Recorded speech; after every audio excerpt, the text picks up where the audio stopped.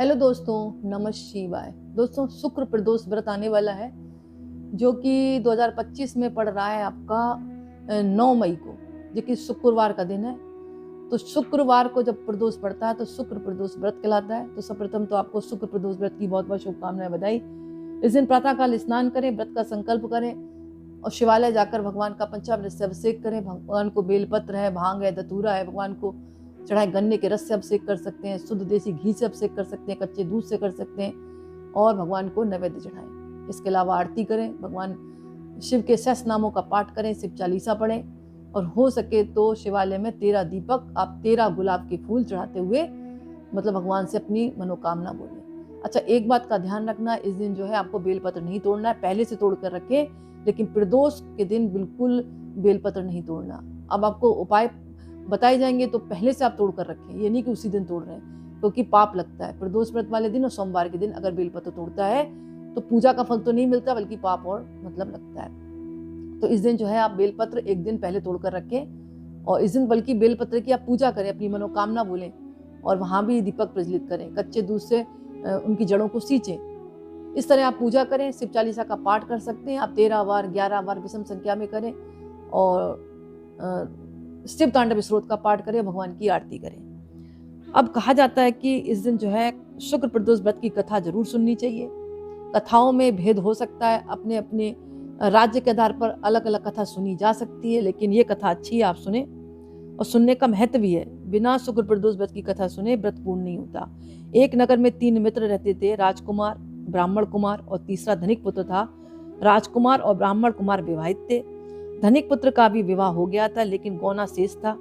एक दिन तीनों मित्र स्त्रियों की चर्चा कर रहे थे। ब्राह्मण कुमार ने कहा, स्त्रियों की प्रशंसा करते हुए कहा कि नारीहीन घर भूतों का डेरा होता है। धनिक पुत्र ने यह सुना तो तुरंत ही उसने अपनी पत्नी को लाने का निश्चय किया। तब धनिक पुत्र के माता पिता ने समझाया कि अभी शुक्र देवता डूबे हैं, ऐसे में बहु बेटियों को उनके घर से विदा करवा कर लाना शुभ नहीं माना जाता। लेकिन धनिक पुत्र ने एक ही नहीं सुनी और वो ससुराल पहुंच गया। ससुराल में उसने मतलब अपनी जो पत्नी थी ना, उसको भी मनाने की कोशिश करी, सास ससुर को भी मनाने की कोशिश करी, क्योंकि सास ससुर मना कर रहे थे शुक्र देवता डूबे हैं, लेकिन वो अपनी जिद पर अड़ा रहा और कन्या के माता पिता को उनकी विदाई अंत में करनी पड़ी। विदाई के बाद पति पत्नी शहर से निकले ही थे कि बैलगाड़ी का पहिया निकल गया और बैल की टांग टूट गई। दोनों को चोट लगी, लेकिन फिर भी वो चलते रहे। कुछ दूर जाने पर उनका पाला डाकुओं से पड़ा, उनका धन लूट कर ले गए डाकू। दोनों घर पहुंचे, वहां धनिक पुत्र को सांप ने ढस लिया। उसके पिता ने वैद्य को बुलाया तो वैद्य ने बताया कि वो 3 दिन में ही मर जाएगा।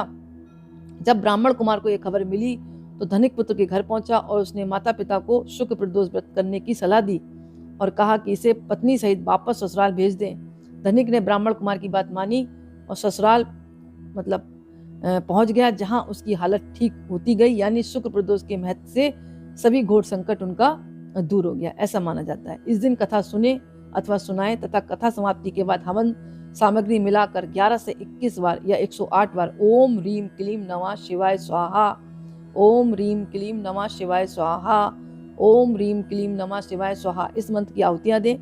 अब कुछ लोग पूछेंगे कितनी दें? 108 दें। भगवान शिव की आरती करें, फिर बाद में प्रसाद को भगवान को चढ़ाने के बाद जो लोग आपकी पूजा में बैठे हैं या आप खुद कर रहे हैं, आप खुद ग्रहण करें, परिवार के सदस्यों को दें और भगवान से प्रार्थना करें सुख सौभाग्य और दाम्पत्य जीवन की मधुरता के लिए। कहा जाता है शुक्रवार की शाम अगर इस कथा का कोई श्रवण करता है तो उसके जीवन की सारी अभिलाषाएं पूर्ण होती हैं और अंत में आरती जरूर करनी चाहिए। आरती करने के बाद भगवान से क्षमा याचना मांगे तो अनंत गुना फल की प्राप्ति होती है।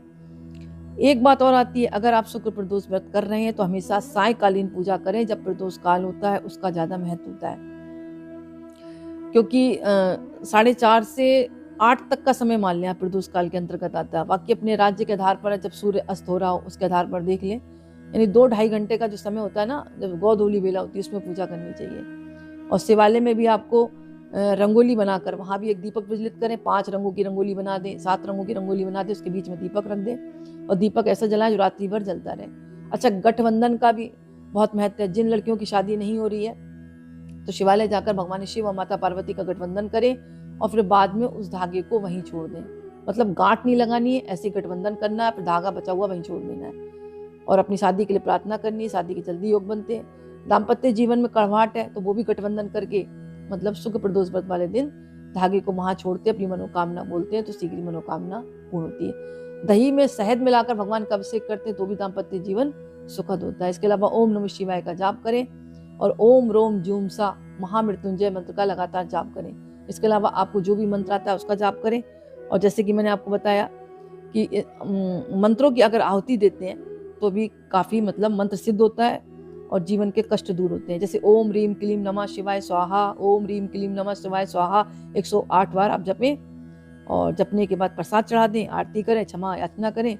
और इस दिन पशु पक्षियों को ना सताएं, निंदा चुगली ना करें। मतलब मानसिक रूप से भी आपको व्रत रखना है, वाणी रूप से भी व्रत रखना है। यानी वाणी से तो कुछ भी बोल लें और भूखे रहने उससे कोई फर्क नहीं। यानी मनसा वाचा कर्म, मन से भी, वचन से भी और शरीर से भी शुद्ध रहें। और शुद्ध रहने का मतलब ही यही है कि मन से अच्छा सोचें, वाणी से अच्छा बोलें, तभी आपको व्रत का पूर्ण फल प्राप्त होगा। अब व्रत तो रख रहे हैं, आलतू फालतू सोच रहे हैं, इधर की उधर की, फलाना की ढिमाका की, फालतू बात नहीं जो गलत है, दूसरे को नुकसान पहुंचाने वाली है, तो आप पूरी जिंदगी व्रत रखते रहें, आपको फल नहीं मिलेगा।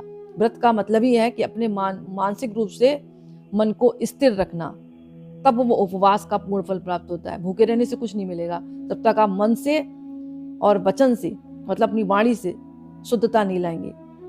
तो मेरा कहने का मतलब है जब भी व्रत रखें तो वाणी से, मन से और शरीर से, तीनों तरह से आप शुद्ध रहेंगे, तभी आपको व्रत का पूर्ण फल प्राप्त होगा। तो दोस्तों आज का वीडियो मैं ही समाप्त करती हूँ। पसंद आए तो लाइक करें, कमेंट्स में नमः शिवाय जरूर लिखें। बहुत बहुत धन्यवाद।